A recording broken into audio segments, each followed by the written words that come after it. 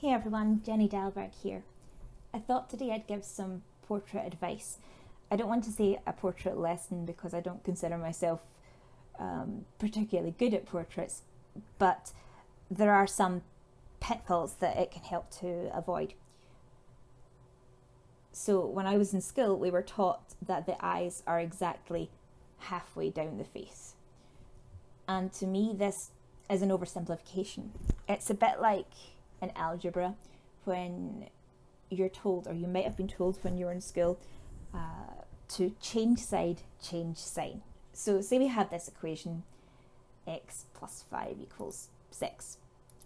And then, change the side of the plus 5 and make it a minus 5. We get x equals 6 minus 5, x equals 1. Yay, great, it works in this particular case. But later on it can overcomplicate things and it can really kind of mess up your mathematics. So similarly, the advice about the eyes are exactly halfway around the face, well, it doesn't always work. To me, a better piece of advice is to draw what you see, not what you expect to see. So if you're always expecting the eyes to be halfway down the face, then you're going to come into trouble because some people have different shaped heads. Some people might have a particularly long chin or a particularly high forehead, or they might just be looking with their head at a slight angle, which can change the position of the eyes altogether. So I picked this picture here. It's just a girl looking straight on. It's fairly straightforward. And in this example, the eyes are approximately halfway down the head. If we were to simplify this and draw what we expect to see, we'd get a head, and then there we'll find the halfway mark for the nose and the eyes. And eyes are going to be these lovely pointy ovals. Nose, that's totally what it looks like. Smiley face. Ears, yeah, they fall exactly in line with the eyes and the nose, and then big irises and pupils. Let's give her some lovely eyelashes, eyebrows, and then hair. Yeah, that looks perfect, beautiful, right? So this is how a lot of people draw. It's quite a typical drawing. Because people are drawing what they expect to see. That's how an eye is, that's how the nose is, that's what you expect to see. But of course, it's not really like the picture at all. So let's try instead drawing what we see instead of what we expect to see.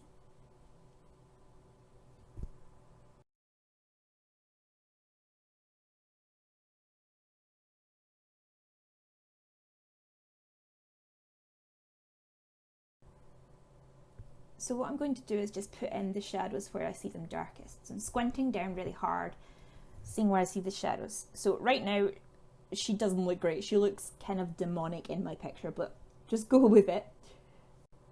Now I'm just going to start tidying it up. So I was using a really wide brush when I was putting in the shadows, so they're fairly loose still. And obviously I still have these really heavy lines around the side of her face because that's what I've drawn as my guidelines. And those aren't there. You don't see huge lines around the side of her face. So we're going to have to get rid of those and try and work them out into the shadows. I'm just lightening up the side of the face, putting some details in the hair. And she doesn't look perfect. She doesn't look 100% like the picture, but she's certainly a lot closer than the first drawing. And obviously, the more I worked on this, the better she become, the closer to the actual drawing. It just takes time to continue to work out the shadows.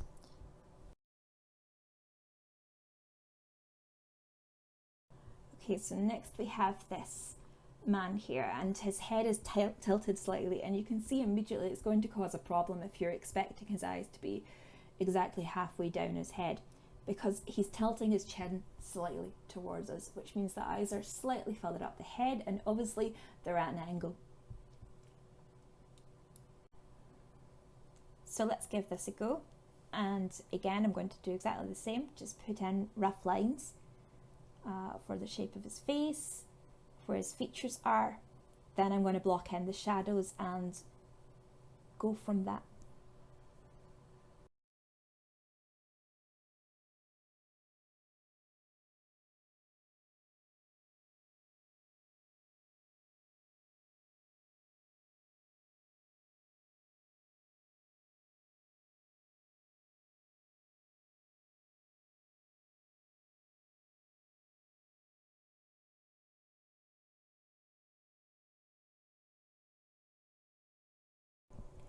I mean, again, he's not perfect. I'm working quickly and quite roughly.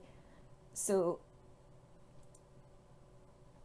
yeah, he's not exactly a copy of how the man is. It's just a rough idea.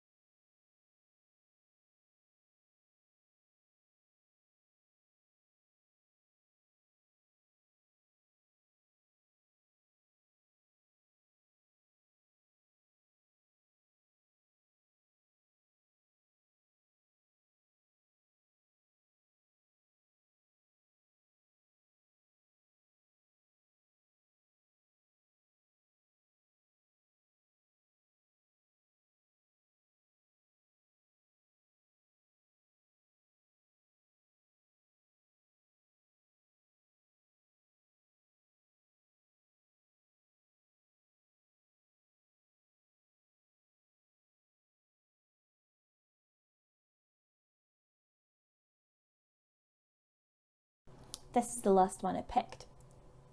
I like that she was tilting her head back because it gives you some interesting shapes to work with. And I think also it's almost easier when you have a picture like this to draw what you see and not what you expect, because it's not like you can normally say to a model, hold that pose. This is a picture that you're only ever going to draw it if you have a photograph of exactly that angle in front of you. It's hard to imagine how the features are going to be at this angle, so it's almost easier to stop seeing it as a face and see it as a collection of shadows and shapes instead, and work like that. It's challenging, but it can be really fun to pick unusual angles to draw faces from.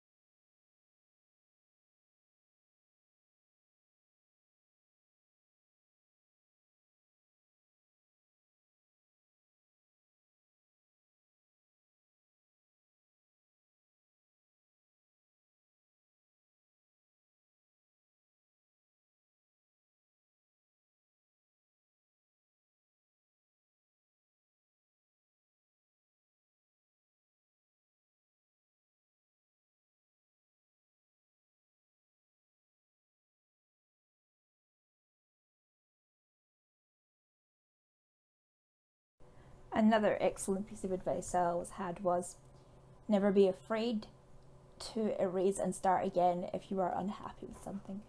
So, don't be afraid to just wipe it all out. And of course, the other piece of advice, if this is not for you, then there's one other avenue. Become Picasso. So remember, draw what you see, not what you expect to see. Or become Picasso. Then you're all good. Anyway, you can stay here if you want a bonus algebra lesson. You know you do, right? Yeah, you totally do. Or, yeah, you could just like and subscribe and leave if you wanted. I tried. Okay, so for those of you that stayed, bonus algebra lesson.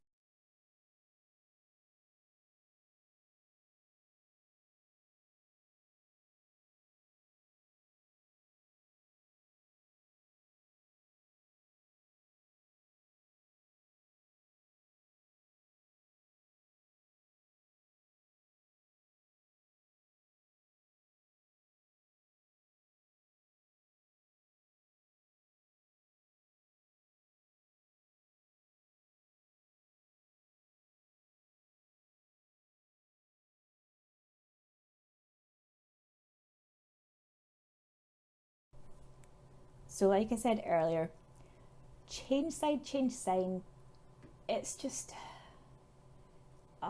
it really annoys me because it's not really what's happening. So a nicer way to describe it is that when you have an equation with an equals sign, it's as if you've got a set of scales. So these are old-fashioned scales. I know if you're young, you probably don't even know what these are, but think of, I think maybe the Statue of Liberty, or is it Justice? Sorry, it's Justice, isn't it, that's holding a set of scales. So you've got old-fashioned scales, and the equal sign is the centre.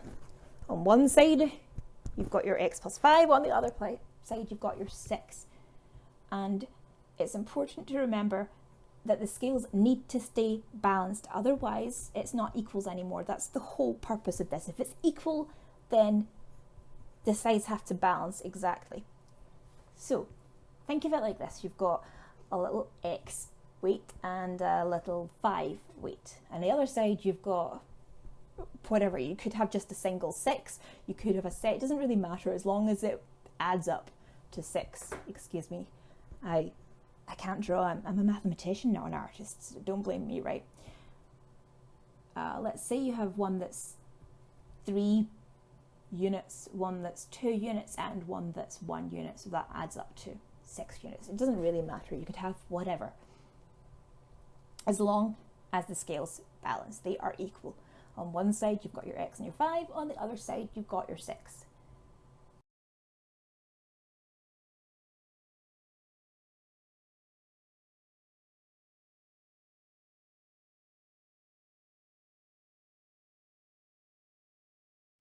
Now, if I remove my 5 from the side with the x on it, well, my scales aren't going to be balanced anymore. What I'm going to end up with is the x way up in the air and the side with the 6 way down on the bottom. It's not balanced anymore. It no longer is equal. So because I've taken the 5 off of one side, I need to also remove 5 from the other side to keep my scales balanced. So if we do that, then we end up with x on one side of the scales, and they're lovely and balanced and equal. And we only have 1 weight on the other side of the scales. Yay! And they're equal.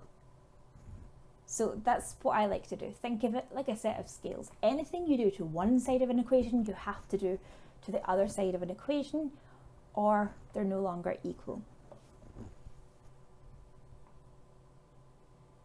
So if we do it algebraically, x plus 5, if we take 5 away from the left-hand side of the equation, then we have to take 5 away from the right-hand side of the equation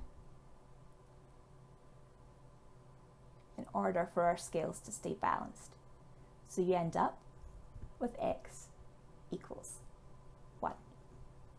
Easy. See? Not change side, change sign. You're just keeping the equation balanced. That's why they call it balancing equations. Simple. Anyway, I hope you enjoyed, obviously, the art. I hope that it gives you some tips.